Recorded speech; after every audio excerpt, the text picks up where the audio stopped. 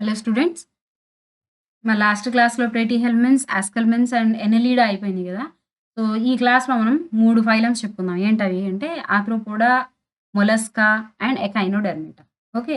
So, coming to the arthropoda grades of organisation ఏంటి? Level of organisation అవి ఎలా తయారయ్యాయి? ఆర్గాన్ సిస్టమ్ అంటే వీటిలో సెల్స్ ఉన్నాయి, టిష్యూస్ ఉన్నాయి, ఆర్గాన్స్ ఉన్నాయి. ఆర్గాన్స్ అన్నీ కలిసి సిస్టమ్స్ లాగా ఫార్మ్ అయ్యాయి. దాన్నే మనం ఆర్గాన్ సిస్టమ్ అంటాం. ఓకే. అయితే ఆర్గాన్ సిస్టమ్‌కి ఒక ఎగ్జాంపుల్ చెప్పుకోవాలి అంటే మనకి ఈ మౌత్ టు యానస్ అని చెప్తున్నాం ఇప్పుడు మనం. దాన్నేమంటున్నాం? ఎలిమెంటరీ క్యానల్ అంటున్నాం. అయితే ఈ ఎలిమెంటరీ క్యానల్‌లో ఏమేమున్నాయి? స్టమక్ ఉంది, ఇంటెస్టైన్స్ ఉన్నాయి, ఫారింక్స్ ఉంది. అవునా? ఇవన్నీ ఉన్నాయి కాబట్టి అవన్నీ కూడా ఆర్గాన్సే. స్టమక్ ఒక ఆర్గాన్. అవునా? తర్వాత లివర్ ఒక ఆర్గాన్. ఇవన్నీ కలిస్తేనే గదా! మనకి ఆ డైజెస్టివ్ సిస్టమ్ అవుతుంది. సో, దాన్ని మనం ఆర్గాన్ సిస్టమ్ అంటాం. ఓకే. ఫ్రమ్ ప్లేటిహెల్మిన్స్ అన్ని ఆహ్, ఫైలమ్స్ కూడా ఆర్గాన్ సిస్టమ్స్‌లోనే పనిచేస్తాయి. ఓకే. నెక్స్ట్ సిమెట్రీ వచ్చేసరికి బైలేటరల్. ఇది మనం చెప్పుకుందే. జెర్మ్ లేయర్స్ వచ్చేసరికి ట్రిప్లోబ్లాస్టిక్. ఇది గూడా తెలిసిందే. నెక్స్ట్ జెర్మినల్ సారీ సీలోమ్ వచ్చేసరికి సీలోమేట్. ఎనెలీడా దగ్గర నుంచి అన్నీ కూడా సీలోమేట్సే. ఓకే. నెక్స్ట్ ఆర్థ్రోపోడాలో హ్యాబిటాట్, కాస్మోపాలిటన్ ఇవి మీకు ప్రపంచం మొత్తంలో దొరుకుతాయి ఎక్కడికెళ్ళినా గాని. మస్కిటోస్ ఫర్ ఎగ్జాంపుల్ అన్ని దేశాల్లో ఉంటాయి mosquitoes. Okay. All over the world. These are found all over the world. Next coming to the digestive system ఇది కంప్లీట్‌గా ఉంటుంది. Mouth and anus. Okay. Next respiratory system. Gills, book gills, trachea, book lungs. Gills అంటే ఇవి వాటర్‌లో ఉండే వాటికుంటాయి. ఈ book gills వచ్చేసరికి మీకు ఇవి కింగ్ క్రాబ్‌లో ఉంటాయి. నెక్స్ట్ ట్రాకియా ఇవి గూడా అంతే. ఈ గిల్స్ గాని, బుక్ గిల్స్ గాని, ట్రాకియా వరకు మనకి ఆల్‌మోస్ట్ అన్నీ ఎక్వాటికే. బుక్ లంగ్స్ వచ్చేసరికి టెరెస్ట్రియల్. ఓకే. ఈ బుక్ లంగ్స్ స్కార్పియన్‌లో కనిపిస్తాయి మనకి. Next open type. Circulatory system ఎలా ఉంది? Open type. ఇక్కడ మనకి ఎనెలీడాలో క్లోజ్డ్ ఉంది గదా! ఇక్కడ దీనికైతే వెసల్స్ ఉన్నాయి. కానీ ఆర్త్రోపోడాలో ఏంటి అంటే ఏమీ లేవు అలాంటివి. For example cockroach. అది మొత్తం బాడీ క్యావిటీలో మొత్తంలో బ్లడ్ అనేది సర్క్యులేట్ అవుతూ ఉంటుంది. కాబట్టి దాన్ని మనం హిమోసీల్ అంటాం. So, it is a open type of circulatory system. Next coming to the reproduction mostly dioecious. ఇవి డైషియస్ అంటే ఏంటి? Sexes are separate. Usually internal fertilisation జరుగుతుంది. ఫర్టిలైజేషన్ ఎక్కడ జరుగుతుంది? ఇంటర్నల్‌గా జరుగుతుంది. అంటే ఏంటి? బాడీ లోపల జరుగుతుంది ఫర్టిలైజేషన్ అనేది. మోస్ట్‌లీ ఓవిపేరస్ అంటే ఏంటి? అన్నీ గుడ్లు పెట్టేవి. మోస్ట్‌లీ గుడ్లు పెట్టేవే. Next development is direct or indirect. ఇది మీకు తెలిసిందే. డైరెక్ట్ అంటే ఇందులో లార్వల్ స్టేజెస్ ఉండవు. ఒకవేళ ఇండైరెక్ట్ అంటే లార్వల్ స్టేజెస్ ఉంటాయి. ఓకే. నెక్స్ట్ ఈ యూనిక్ ఫీచర్స్ చూడండి ఒకసారి. Jointed appendages. అసలు ఈ పేరు వచ్చిందే దానివల్ల. ఈ ఆర్థ్రోపోడ్స్ అంటేనే జాయింటెడ్ లెగ్డ్ యానిమల్స్ అని. జాయింటెడ్ అపెండేజెస్ యానిమల్స్ అని. అవునా? స్పైడర్‌కి చూడండి కాళ్ళన్నీ మనకి ముక్కలు ముక్కలుగా కనిపిస్తా ఉంటాయి. అవునా? వంచేసినట్టు. కాబట్టి వాటిని మనం జాయింట్స్ అంటాం. So, they are jointed appendages.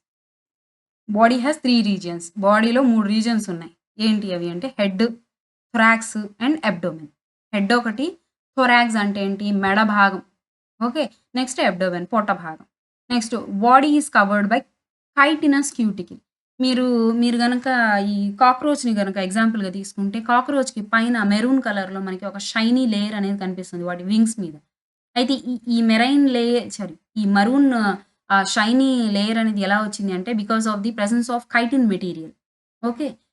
దాన్ని మనం ఎక్సోస్కెలిటన్ అంటున్నాం. ఆ కైటిన్ మెటీరియల్ ఏంటి అంటే వాటర్ ప్రూఫ్ అన్నమాట అది. ఓకే.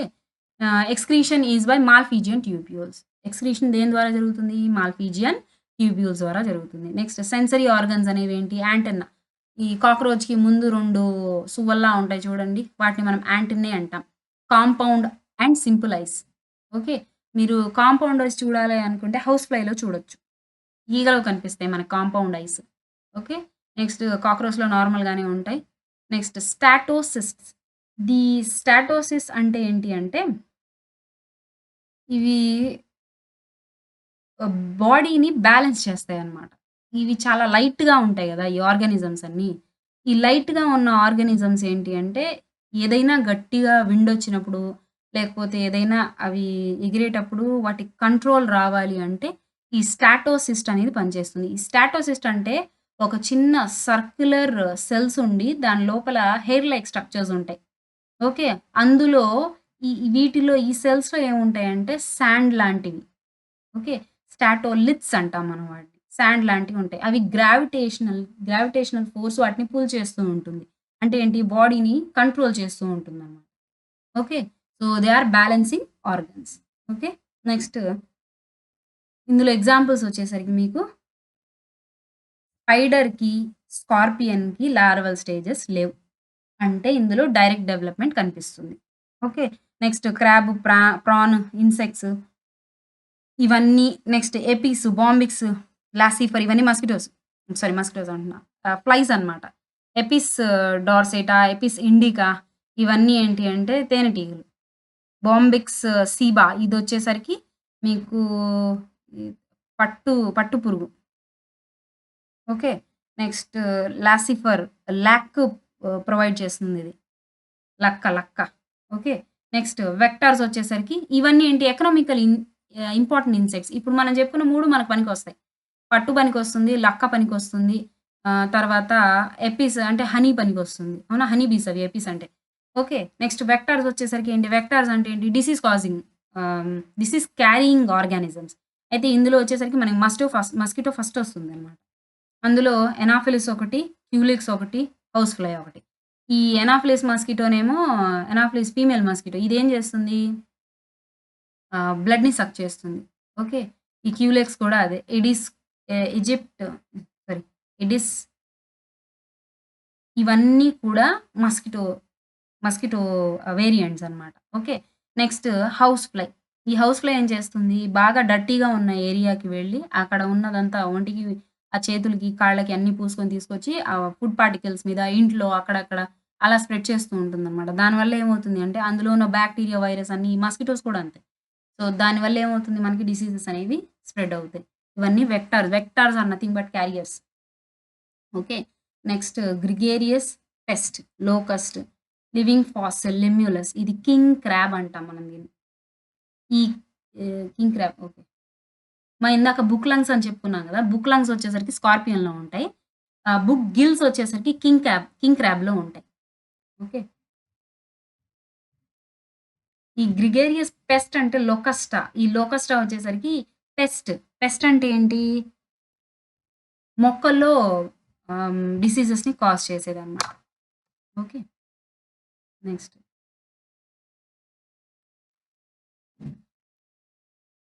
Mollusca and ఎకైనోడెర్మేటా.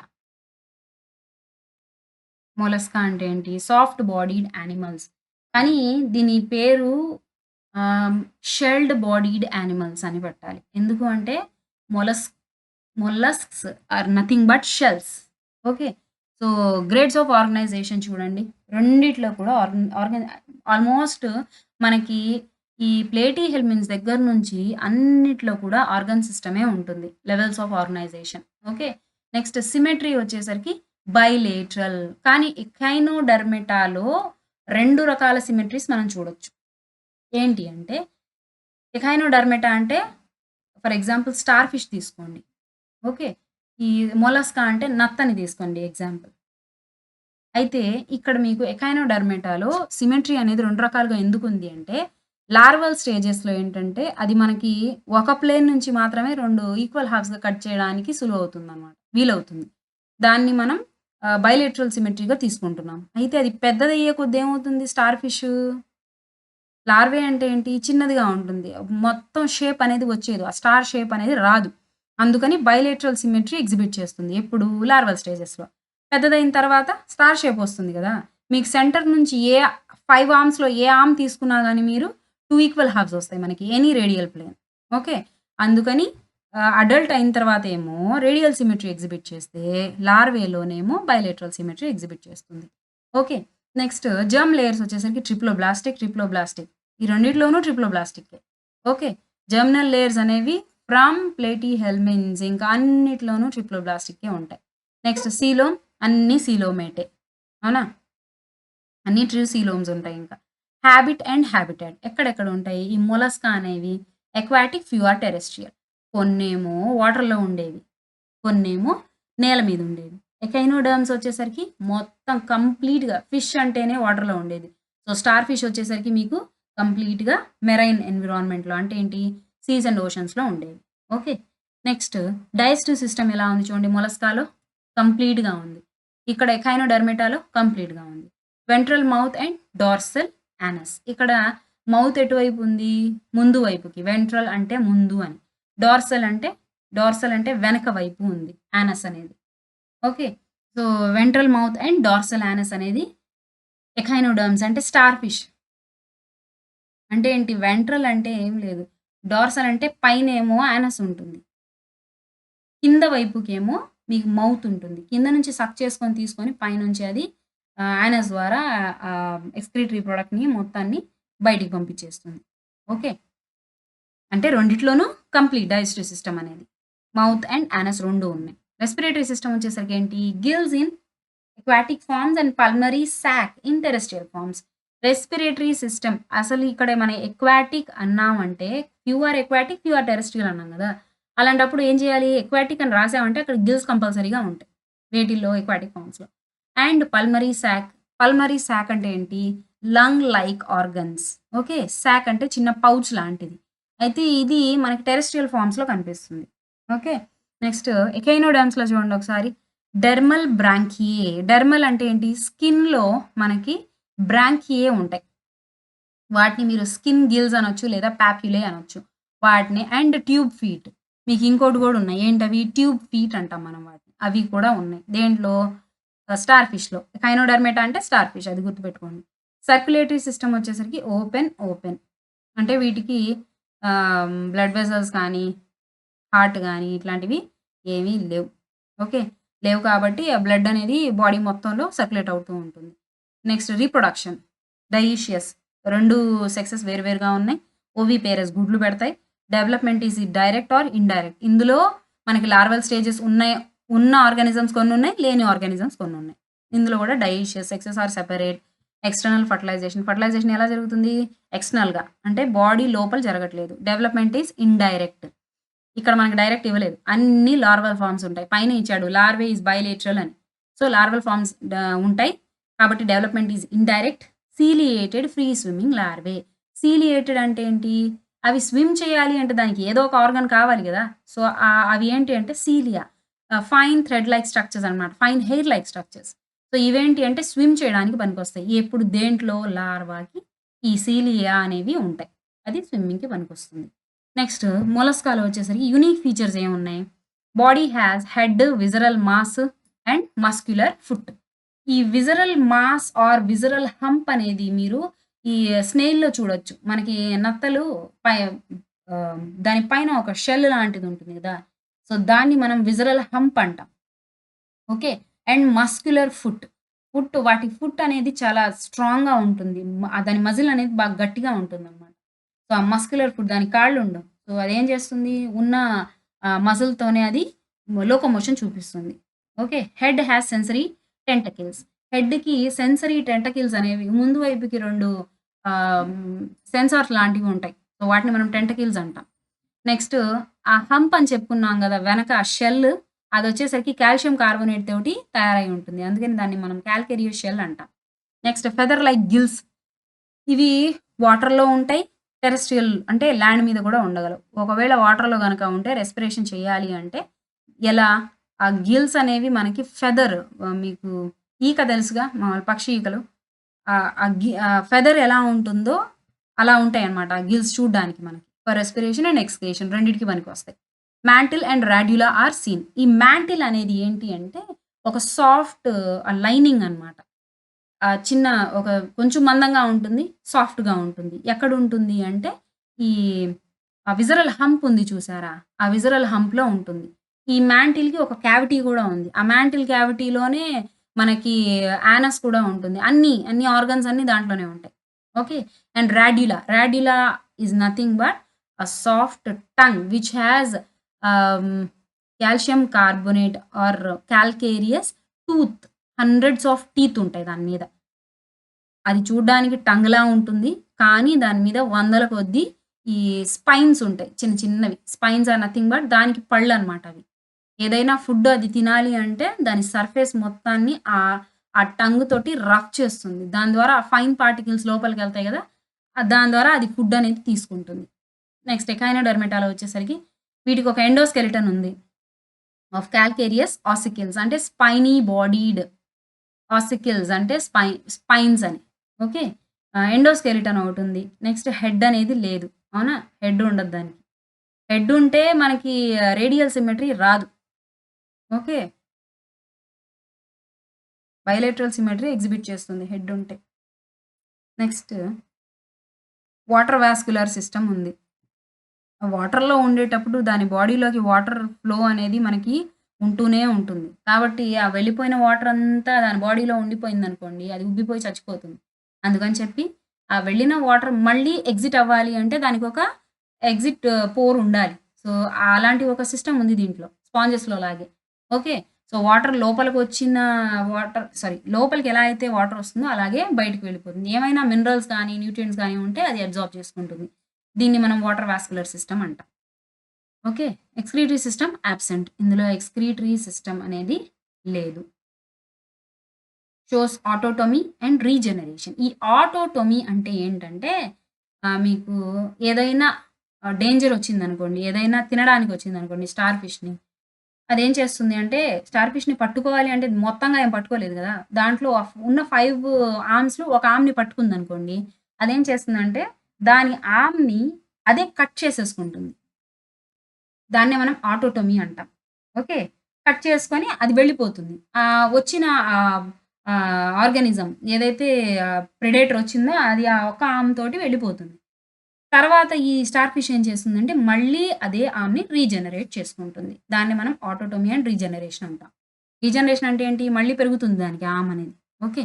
నెక్స్ట్ మొలస్కాలో చూడండి. ఎగ్జాంపుల్స్ పైలా, యాపిల్ స్నేయిల్, తర్వాత pinctada, pearl oyster, sepia, cuttlefish, loligo, squid, okay.